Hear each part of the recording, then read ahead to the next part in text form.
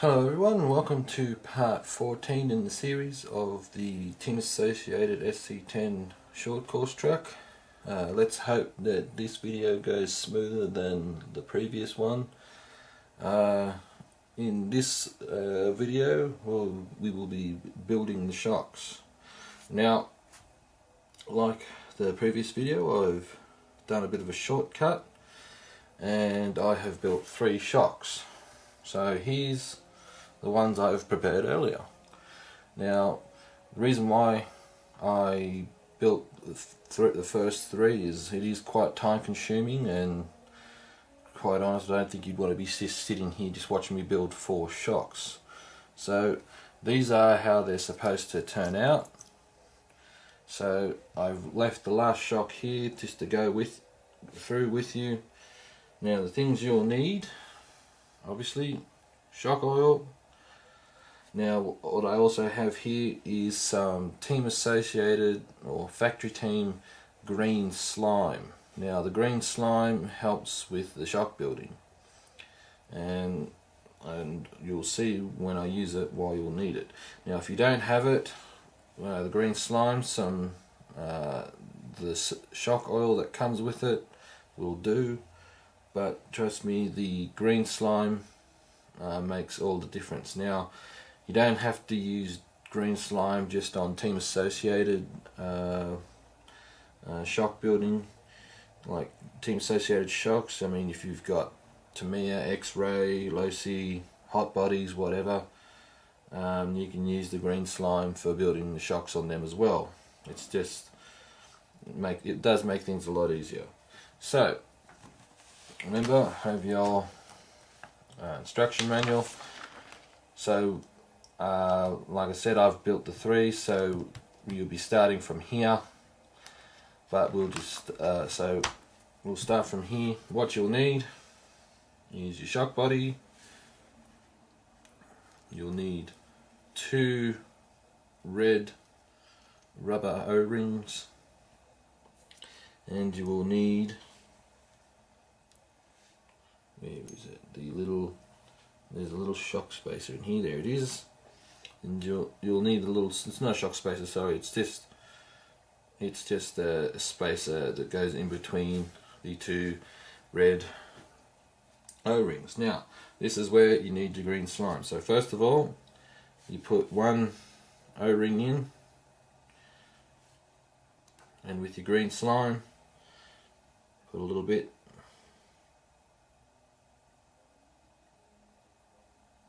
around it and in between, and you put spacer in, then a little bit more green slime. Green slime also, it kind of helps seal the shock as well. So then you push the next O-ring in, and then repeat it again, just a little bit around there, because what the idea is, it's not only does it help the shock shaft slide through, but it does create a little bit of a seal. And you need your little cap. Screw it on firmly. Make sure you don't cross thread it. Okay, so that's that part done. We'll just put that in the little shock building tool there. Now, next part, shock shaft. For that, you will need your shock piston, shock shaft, 2 E-clips. Okay, plus you will need some pliers. First part, put the first E-clip on the bottom.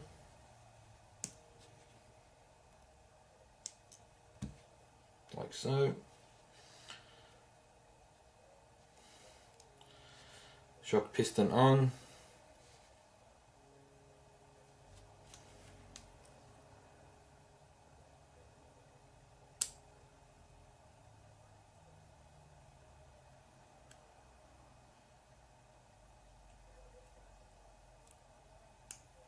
and it's on like so. Okay, now we turn the page. Now for this section, now here I'll just show you, because both the front and rear shocks, while they are the same, they're different lengths, and they also have a slightly different assembly procedure at the top here. Now with the rear shocks you have two nylon washers. What these do is they limit the travel of the shock shaft. So these are your rear. Now because we're doing the front shock, you will need 7 of these little nylon washers. So this is this part that we're doing here. So future reference, when you're building one of these, for the rear you use 2 spaces and 7 on the front. So I'll just put that there.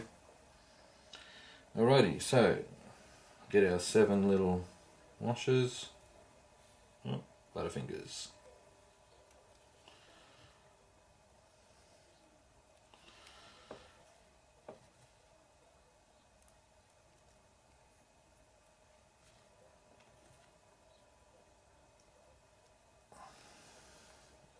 Okay, so that's that done. So as you can see, butterfingers again. These create like a little wedge, so it just limits the travel. Next part is to put it into the shock. Now, again, a bit more green slime. Put it around the thread, like so. A little bit on the shaft.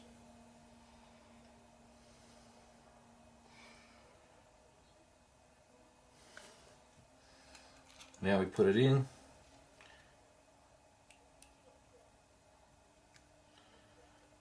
Push it through. Then with a rag, just wipe off the excess slime.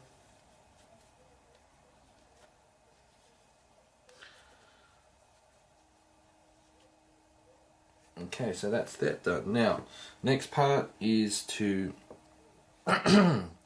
put the eyelet on. Now what you will need for here are some side cutters. Now the whole idea of the side cutters is, instead of wrecking the shock shaft and go like so, what you do is, as you can see the shape of the side cutters, you put it onto just the top there. So that'll hold it. Now don't crimp it down, because you could possibly cut it off, and then you'll have to wait ages for a new shock shaft, and trust me, they are expensive. So then while you're holding it, you just turn it like so.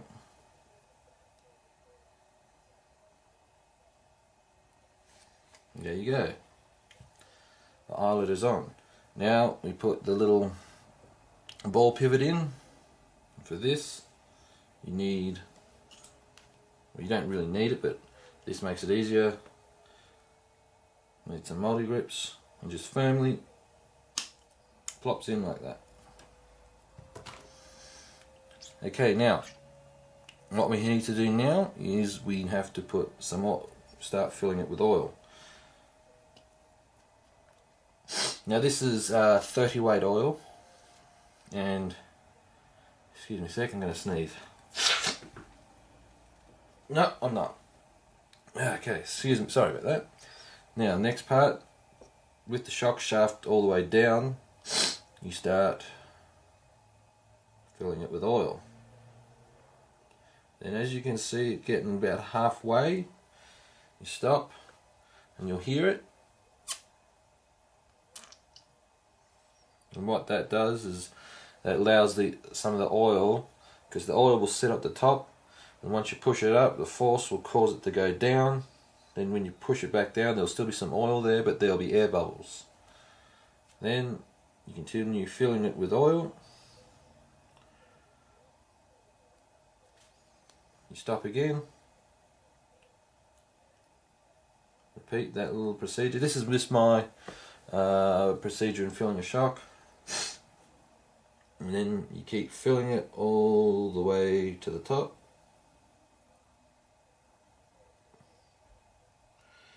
And with the silicone oil, you probably can't see it too well, but it'll, because it's a thick oil around the edges, it'll keep filling up, but it'll go like a cone, like a dome shape at the top. Once it gets like that, if you don't have a little shock building tool like this, just find somewhere to rest it, and I'll just put,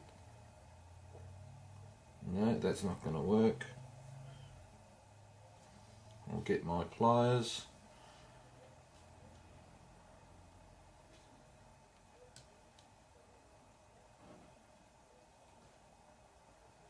Now the whole reason why I'm putting it there is you'll have air bubbles in the shock.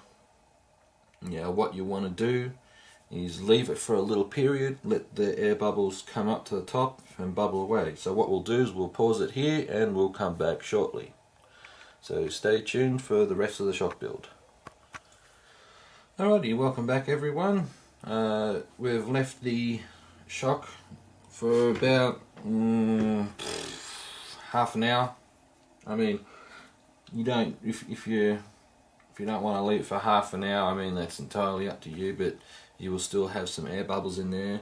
Bear in mind, the thicker the oil, the longer it will take for the air bubbles to come out. So if you got something like a 20 weight oil, 25 weight, the bubbles will come up fairly quickly. But 30 weight oil, I mean, it is kind of runny, but the air bubbles will take a little period to come up. Now the next part of this is we'll be putting on the shock cap. Now with this kind of shock cap, you have a little screw here.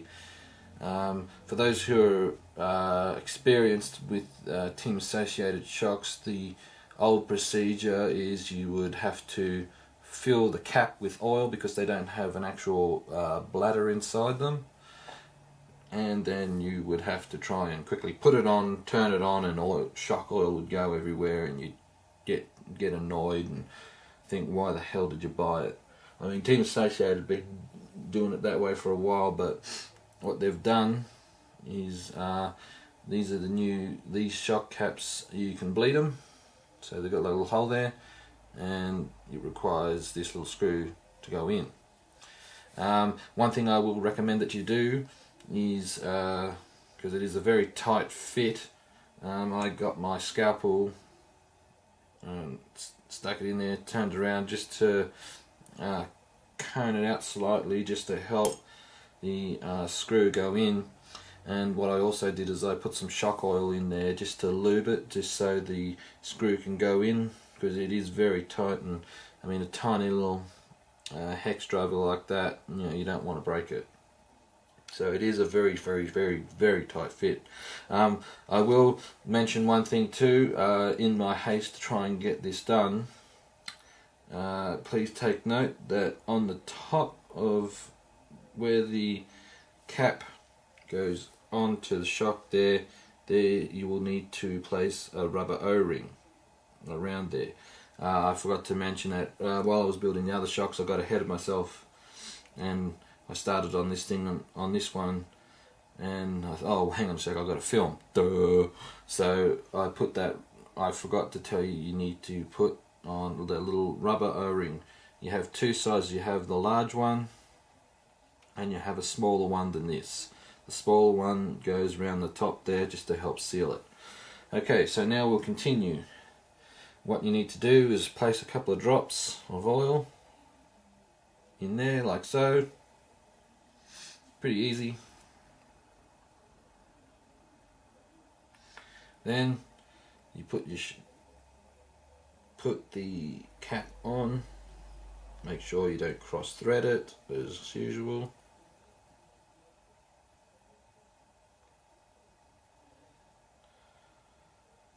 Make sure that the shock shaft is all the way down when you're doing this.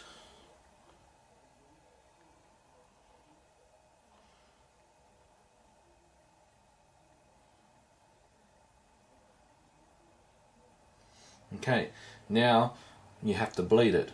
Now make sure you make sure the little screw is out when you're doing this, when you put the cap on, and then as you'll see, As I slowly push the shock shaft, you'll see some oil come out. Well, some oil, probably couldn't see it, but a little bit of oil's come out. I'll hold it up, camera there, let it focus a bit. Okay, and again with the rag, wipe off the excess.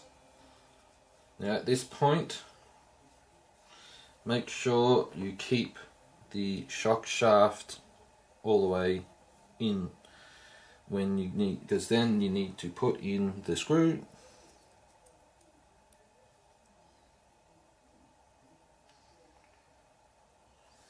Like so.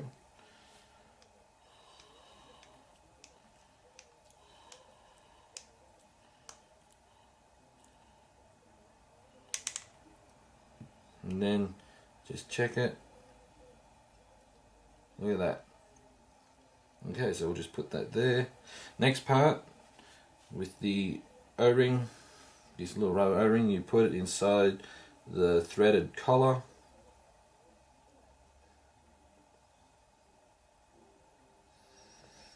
Just take your time when you put it in, because it's got to be seated at the top. Like so. Get a bit of shock oil. And with that, and just run it around. Like so. Then we put it on. Now, excuse me, I'll just get this little tool. This will just put it on a little bit quicker. At this point, just wind it up all the way. That way when you want, you can tune it. And by that I mean like adjust the preload. Then put the spring on.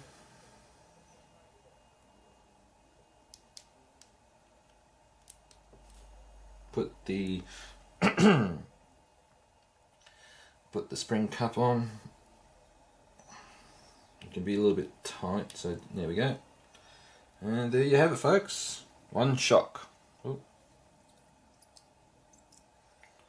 Alrighty then. Stay tuned for part 15 for installing the shocks.